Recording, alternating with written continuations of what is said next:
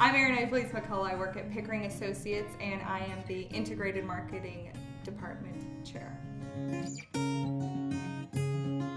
The problem we're confronted with while working within renovations of a local theater is that budget and money allocated to repairing this theater for its eventual reopening is limited. They've been given $50,000, and it's up to them to figure out how best that money is going to be utilized, knowing that we have an HVAC system that needs to be repaired, we have American Disability Act compliance codes that need to be met, and we have an electrical/multimedia system that needs to be replaced.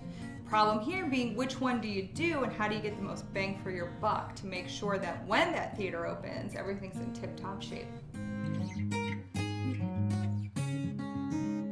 First, it's a little more challenging when working with a client that has a lot of people deciding what best to do. Sometimes we meet with clients who have a board or a commission that take on the decision making. So that means that there are a lot of people you have to work with, and those people don't always have the same idea about what's most important. So that is something we are ever mindful of when working with certain clients. The next thing is there are a lot of people within this company, and their priorities may be a little bit different. So that's something we need to keep in mind as well, because certain people, our billing rates are different based on a lot of different things, but education, of course, and your experience, how many years you've been in the trade. So those people are going to cost different amounts of money, and that's going to all go towards that $50,000 total. So that's something we have to keep in mind.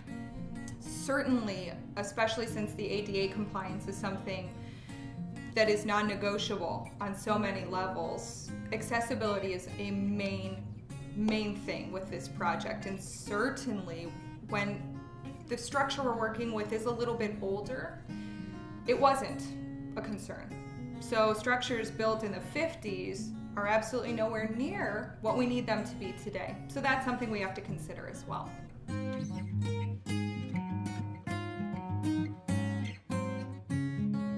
One of the solutions to this particular issue is really in the problem itself. When something is written as code compliance, most certainly as the ADA is, taking care of that's a priority. You will not be able to open any space unless you know it's accessible to everybody.